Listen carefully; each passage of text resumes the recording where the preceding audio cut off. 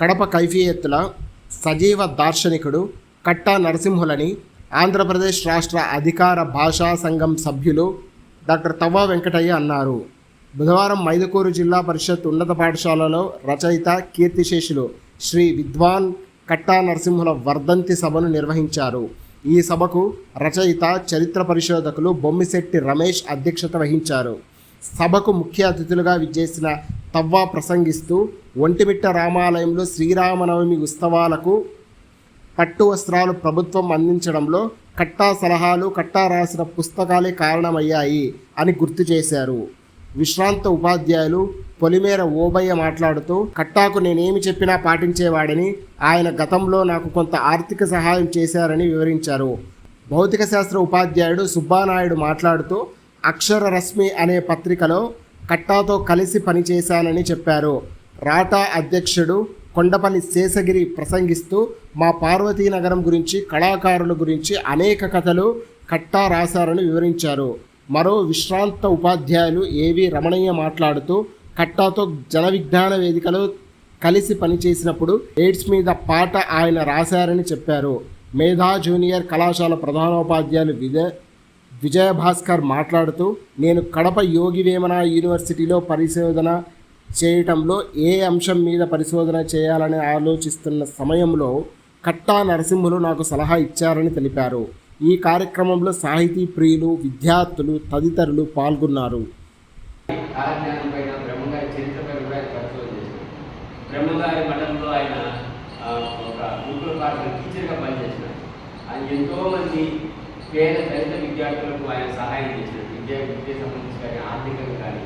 ఇలా కట్టా నరసింహులు గారు విద్వత్తు కలిగినటువంటి పండితులు, మంచి మనసు ఉన్నటువంటి, మంచి మానవత్వం కలిగిన మంచి గొప్ప పరిశోధకుడు.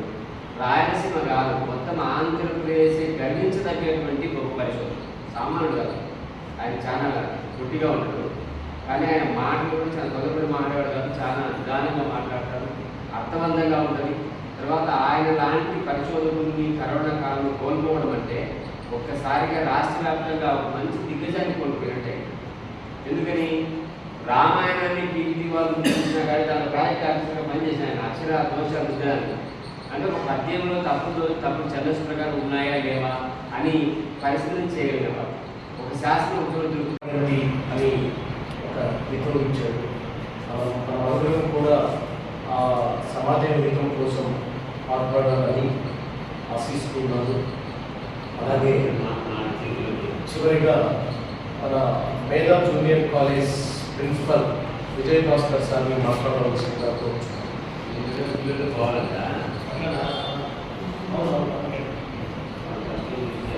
కార్యక్రమానికి చేసిన పెద్దలకు, విద్యార్థులకు నా ధన్యవాదాలు. మేము యోగ వేమన విశ్వవిద్యాలయంలో పరిశోధన చేసేటప్పుడు కట్టా నరసింహులు సారు అప్పటికే మాకంటే ముందు బ్యాచ్ అన్న వాళ్ళకి టీచ్ చేసినటువంటి గురువు. దాని తర్వాత ఆయన సిపి బ్రౌన్కే పరిమితమై సిపి బ్రౌన్లో దాదాపు 90,000 పుస్తకాలు ఉన్నాయి. కానీ ఏ పుస్తకం ఏ ర్యాక్లో ఉంది, ఎవరైనా ఒక రచయిత రాసినటువంటి పుస్తకాన్ని మనం ఈ పుస్తకం ఎవరు రాశారని తెలుసుకోవాలన్నా కూడా గ్రంథాలయం కాదు, తానే ఒక గ్రంథాలయంగా చెబుతుండేవాడు.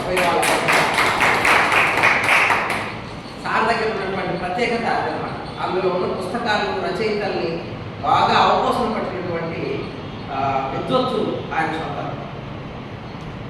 అంతేకాదు అర్థం కాని భాషలో ఉన్నటువంటి కైఫియత్తుల్ని అందరికీ అర్థమయ్యేటట్టు ప్రజలకు పరిచయం చేయడంలో ఆయన చాలా కీలక పాత్ర పోషించినటువంటి వ్యక్తి. ఇక నేను పరిశోధన చేసేటప్పుడు ఆయనతో ప్రత్యక్షంగా మాట్లాడుతూ ఏ అంశం మీద పరిశోధన చేయాలి అని దాని గురించి మాట్లాడుతుంటే నేను వేమన మీద పరిశోధన చేస్తాను సార్ అని. వేమన మీద కొన్ని 100 పరిశోధనలు వచ్చినాయి, నువ్వు కొత్తగా ఏం చేస్తావు కాబట్టి ఇంకొకటి ఏదైనా ఆలోచించుకోని అని చెప్పాను. సరే సార్, భాష మీద ఏదైనా చేస్తే బాగుంటుంది అని అంటే అట్లా చేసిన భాష మీద కూడా మాండలికాల మీద ఏదైనా చేస్తే బాగా ఉంటుంది అని చెప్పాడు. కానీ నాకు అది అంతగా ఇంట్రెస్ట్ అనిపించలే. మళ్ళీ అక్కడే రాజపాలెం సారు, కట్టా నరసింహ సార్ ఇద్దరు కూర్చొని ఉన్నారు. వాళ్ళ ఆధ్వర్యంలోనే సరే సార్ ఉండేవాళ్ళము. కానీ దురదృష్టవశాత్తు ఆ కరోనా నాకు కూడా తెలియదు. ఫ్యామిలీకి ఫోన్ చేసి అడిగాను, ఇలా అయిపోయినాక తెలిసిన విషయం. ఆయన నెంబరు నాకు ఉండేది. నెల నాకు కూడా కొంత ఆర్థిక సహాయం కూడా చేశాడు గతంలో. ఆయన కొంతమందికి ఆర్థిక సహాయం చేసి కూడా కోల్పోయాడు. నేను చాలా వరకు వాళ్ళ కుటుంబానికి మేలు చేసేదానికి చాలా సహాయపడినాను. కానీ అతడు అన్ని చూసుకోలేక రోజు నన్నే తలుచుకొని బాధపడేవాడు. సార్ చెప్పినాడు, నేను చేయలేకపోయాను. అలా కూడా ఆయన చివరిలో చెప్పాడు. ఆయన బ్రహ్మంగారి మఠంలో ఆ గురుకుల పాఠశాలలో పనిచేసేటప్పుడు బ్రహ్మంగారి మఠానికి ఆయన ఆస్థాన పండితుడుగా ఉన్నాడు. ఈశ్వరమ్మ రచనలు కూడా చేశాడు. బంతి అనేది ఒక రచన చేశాడు. ఎన్నో చిన్న చిన్న పుస్తకాలు కూడా అచ్చు వేశాడు. పోతే బ్రహ్మ గ్రంథాలయ హనుమత్ శాస్త్రి గారికి చాలా ప్రియమైన శిష్యుడు. ఆయన ద్వారా ఆయన మన జిల్లాలో ప్రథమస్థానానికి పొందగలిగినాడు. ఆ గ్రంథాలయానికి ఆయన ప్రతిరోజు హాజరై మీరు అన్నట్లు ఇది కైఫియత్తులపైన పరిశోధన చేశారు. నాకు కూడా కైఫియత్తులో ఒక రహస్యం కూడా చెప్పాడు. పొలిమేర, నా ఇంటి పేరు పొలిమేర. పొలిమేర అనేది ఎందుకు వచ్చింది అనేది కూడా ఆయన శోధనలో అర్థమైంది. గండికోటలో మేము ఒక నలుగురిని సెలెక్ట్ చేసినప్పుడు 5వ వార్డుగా జానుమతి అమృత శాస్త్రి తరపున ఆయన వచ్చాడు. పెట్టాల్సిన టీంని ఈ 5 మంది ఒక టీం: సుబ్బనాయుడు, విశ్వనాథ్, రవిప్రకాష్, అలాగే దేవదత్తు. మనకి జరిగిన తరఫున ఈ నలుగురు అక్కడ నియమించబడ్డారు డిఎంఓగా. మరి అప్పుడు ఆయన కూడా రావడం జరిగింది. అది నాకు తెలియ పరిచయం అండి. తర్వాత అప్పుడప్పుడు ఎప్పుడైనా కలిస్తే చాలా ఫన్నీగా మాట్లాడతాడు. అంటే ముందుగానే నాకు చెప్పాల్సిన అవసరం లేదు. తెలుగు పండితులు రసంగతతో కూడుకొని ఉండే వాళ్ళ మాటలు అవసరం పట్టిన వాళ్ళు వాళ్ళ యొక్క ప్రబంధాలన్నీ ఎక్కడ ఏమైనా చెప్పగలరు. అలాగే ఆయనతో అప్పుడప్పుడు ఎప్పుడన్నా కలిస్తే మాట్లాడేవాళ్ళు. ఇక ఒకసారి ఈ ఎయిడ్స్ కళాజాత వచ్చినప్పుడు ఒకసారి నేను ఆయన సార్ ఎయిడ్స్ మీద ఏదైనా ఒక పాట రాసిస్తే బాగుంటుంది కదా అని అడిగాను. అంటే కొంచెం మందిలో నేను చెప్తానని తీసుకుని ఆయన చెప్పినాడు. అలా చెప్పి దాన్ని మీరు కూడా చెప్పాడు ఎట్లా పాడాలి అని. ఆయన రాసి ఆయన మరి ఎక్కడ సేకరించినాడో ఆయన రాసినాడో తెలియదు. కానీ నేను చెప్పిన అది ఒక జానపద స్టేజ్. ఆ జానపద స్టేజ్ అని లిప్స్ మీద ఆయన సైన్స్ పండించాడు. ఆ పాట చాలా బాగుంటుంది ఆంధ్రప్రదేశ్. సూపర్. మొత్తం అందరూ పాడుకుంటున్నారు ఆ మాట. అది ఈ లారీ డ్రైవర్స్ వెళ్ళినప్పుడు వారం 10 రోజులు వాళ్ళు రూట్లో ఉంటారు. అప్పుడు రూట్లో బట్టి ప్రదర్శన చేస్తున్నారు. చేసే ప్రదర్శన ఇది వీళ్ళు చేసేది వీళ్ళ ఈ ప్రదర్శన ఎక్కడో జరుగుతుంది చర్య. అది ఇక్కడ చేస్తున్నారు. అది వేరు పిలిపించుకొని వాళ్ళ ద్వారా చర్య తీసుకొని ఆ ప్రాంతంలో ఏదో మంచిగా చేశారు. అంటే కొన్ని ఈ కళాకారుల ప్రదర్శన ద్వారా నాకు చైతన్యం జరిగింది. అంత గొప్ప కళాకారులు నాకు చెప్పారు. అట్లా ఏ సభ కూడా సమావేశాలు ఫ్యామిలీ మ్యారేజెస్ కూడా విజయమంటుంది కదా. నాతో నేను అన్ని విధాలుగా పెద్ద పెద్ద ఐఏఎస్ ఐటీస్ తిరుగుతుందా కాబట్టి నేను అడిగాను. సరే మా ఏకీకరణ చెప్పాలి. చిన్న మీద కేసు పెట్టారు. కోడలో వాడు ఎస్ఐ తప్పి చెప్పడం ఎస్ఐ అనేది అన్నాడు. సార్ మీకు ఏం కాదు, మీరు పెద్దోళ్ళు, మీకు చేసిన సేవ నాకు అవకాశం వచ్చింది, లాభం చెప్పాము, మళ్ళీ గొప్ప చేసి చేసుకున్నాం కాబట్టి నాకు చెప్పారు. అట్లా ఆయనతో మంచిగా ఇది ఏదైనా మా గ్రామాల గురించి కానీ చెప్పడం కానీ చేయడం కానీ మాకు ఎక్కడ మంచి సూచనలు ఇవ్వడం కానీ మంచి పెద్ద మనసు ఉంది. అలా ఏంటంటే అతని గొప్పతనం ఏంటంటే మనసు చాలా గొప్పది. నాయుడు సార్ అన్నట్టు అక్కడ తెలవకుండా మధ్యస్థంగా ఉంటాడు, అక్కడనే చాలా ఇదిగా ఉంటాడు. వీళ్ళంత వరకు మనం కూడా అందరూ సారపడే చోటు ఉంటుంది. నాయుడు కదా మీరు ముగ్గురే ఉంటారు, మనంతా యువత, మీరందరూ భాస్కర్ గమనించండి. ఆయన ఎక్కువ టైము స్పెండ్ చేస్తాడు. సాహిత్యకాలకు ఇప్పుడు ఒక రంగంలో రాణించాలంటే ఎక్కువ దానికి సేవ చేయాలి. ఆయన చనిపోయారు, ఎంతమంది టీచర్లు చనిపోయారు, ఎంతమంది గురించి మాట్లాడుకుంటున్నాము, ఈరోజు ఆయన గురించి ఎందుకు మాట్లాడుకుంటున్నాం, అంతే కదా. కాబట్టి ఆయన కూడా ఎక్కువ టైము దానికి స్పెండ్ చేసేవారు.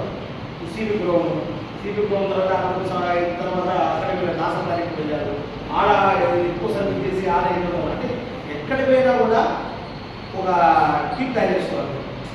ఆయన మంచితనం వల్ల అందరితో సాంఘికంగా గొప్ప మనసున్న ఇది. ఇంకొకటి సమావేశానికి కొద్దిమంది ఎక్కువగా హాజరైనారు. ఎందుకంటే తెలుసుకోవాలనే ఉత్సాహం ఉన్న వాళ్ళు కొద్దిమంది రాశారు. సమావేశానికి ప్రధాన అతిథిగా హాజరైన అధికార భాషా సంఘం సభ్యులు వినయ్ గారు, సారు మిత్రులు గారు, ఈ కార్యక్రమ నిర్వాహకులు, చరిత్ర పరిశోధకులు, అధ్యాపకులు, అలాగే కళాకారులు, అలాగే మేధావులు, ప్రిన్సిపల్ అందరికీ అంటే సాధారణ సందర్భంగా ఆయన వాళ్ళు కనిపిస్తూ మీ అందరి తరఫున కూడా ఆయన కథల బృందాలు నాకు 97 నుంచి తెలుసు. అంటే దాదాపు వివిధ 20 సంవత్సరాలు.